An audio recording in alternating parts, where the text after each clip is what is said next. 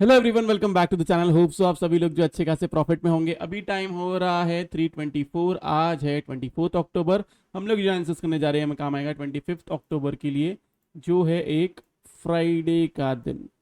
तो आज का पूरा दिन जो है निफ्टी रेंज बाउंड रहा एंड बैंक निफ्टी जो है उसने ऊपर की तरफ एक अच्छा खासा मूव दिया। मैंने और मेंबर्स ने निफ्टी बैंक निफ्टी दोनों में अच्छा खासा मूव कैप्चर किया। तो सिंपली मैं निफ्टी से स्टार्ट करता हूँ। कोई चेंजेस नहीं है। आपको सिर्फ एक ही चीज चेंज करना है इसमें, एक नहीं एक्चुअली दो चीज आपको चेंज करना है। यार लिए मैं डेली लगाता हूँ। ओके, अगर गैप अप होता है, ध्यान से सुने, अगर गैप अप होता है तो इस वाले हाई के ऊपर रहना जरूरी है। क्या कहा मैंने? अगर गैप अप होता है, मैं सारे सिनेरियोज आपको बाय के ही दे रहा हूं, बस बाय कहां से करना है वो ध्यान से सुन ले। गैप अप होता है, इस वाले हाई के ऊपर रहना जरूरी है, तो आपको बाय करना है। ऊपर की तरफ आपका टारगेट है 24,600 एंड 24,800। क्लियर है?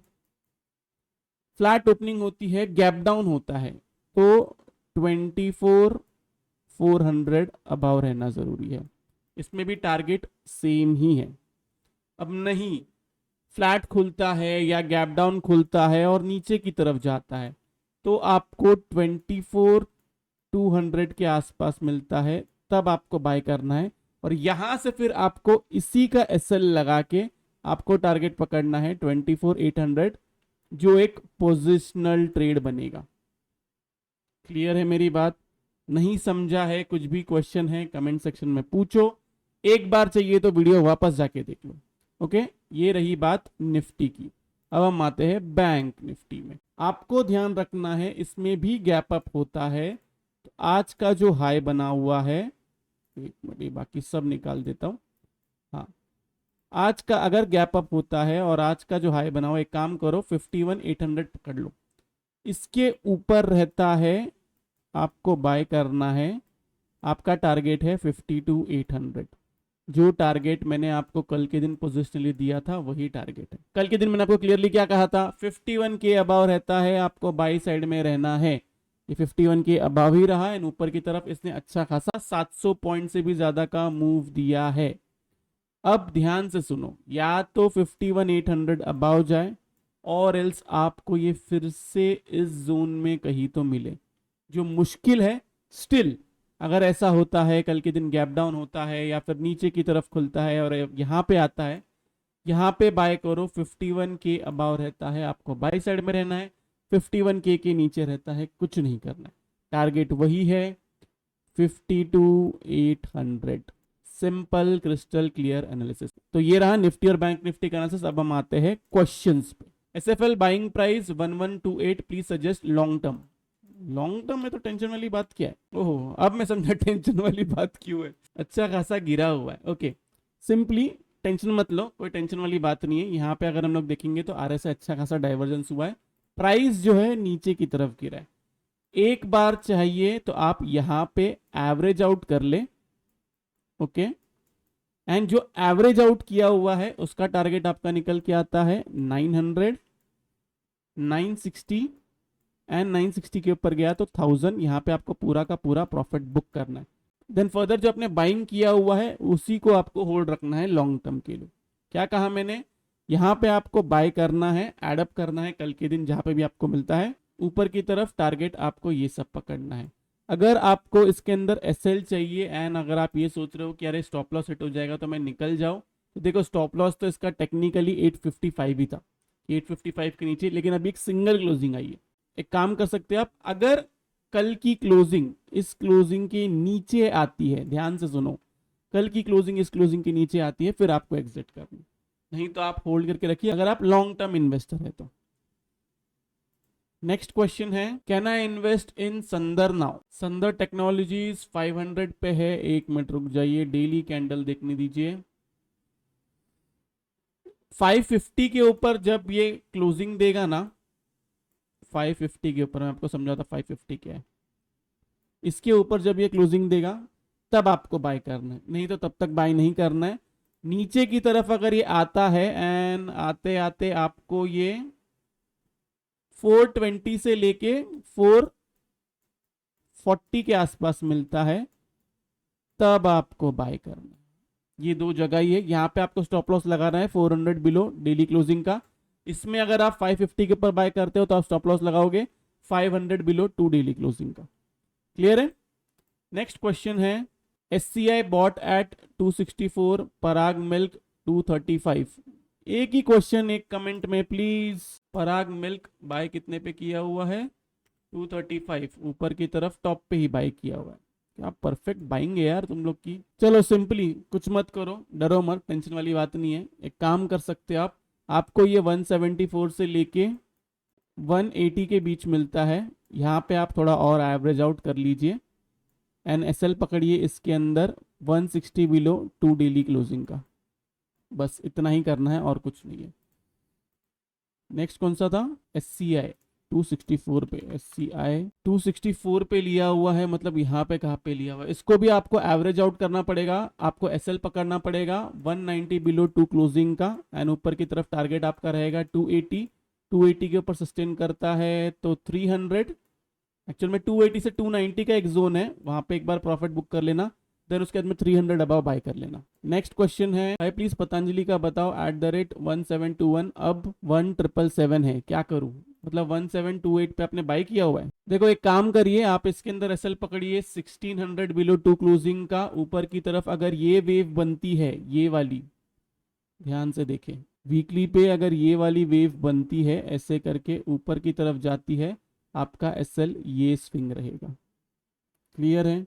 अगर ऐसा होता है कि कोई भी दिन इसके नीचे क्लोजिंग आती है तो आपको एग्जिट करना पड़ेगा, वापस बाय आपको 1600 अबाव ही करना। यहाँ पे अगर आपको ऐसा लग रहा है कि SL बहुत बड़ा है तो ये जो है 1700 बिलो 2 क्लोजिंग नहीं आनी चाहिए। 1700 बिलो 2 क्लोजिंग का SL लगाओ या फिर 1600 बिलो सिंगल क्लोजिंग का SL लगाओ। रेड कलर की कैंडल बननी चाहिए बस।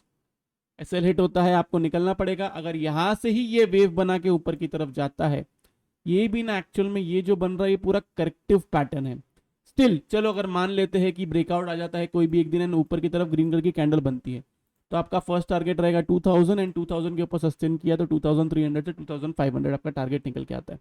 RSI एंड एलिट वेव्स पे वीडियो पिन में ही, RSI और एलिट वेव पे अलग से कोई वीडियो मैंने नहीं बनाया हुआ है। उसका एक रीजन है, क्योंकि वो with the time and with the chart change होते रहता है।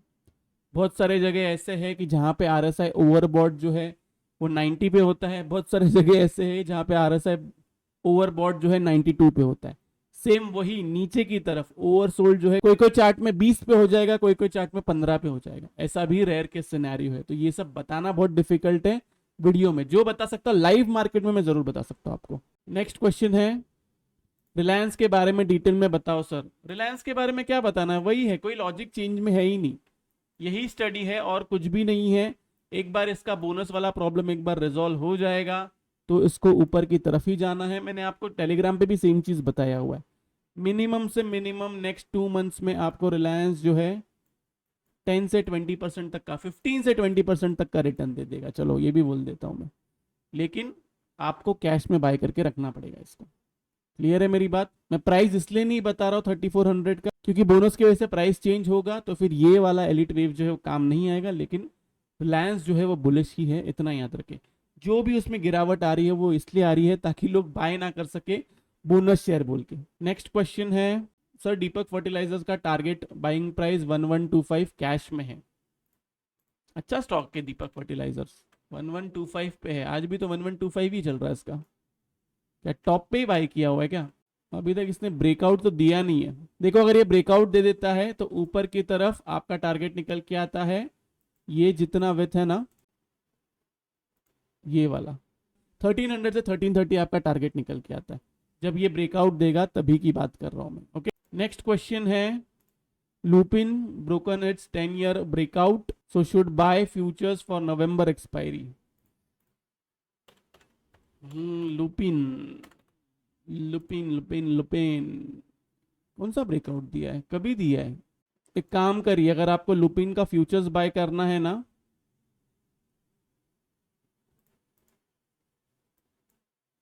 इसके ऊपर सस्टेन करता है, इसके ऊपर रहता है ना जब, तब बाय करिए। स्टॉप लॉस पकड़ लिए कि इसके नीचे कोई कैंडल क्लोजिंग आती है तो ऊपर की तरफ आपका टारगेट जो है, टारगेट निकल के आता है 2250, एंड अगर इसके ऊपर भी सस्टेन करता है तो 2400 प्लस।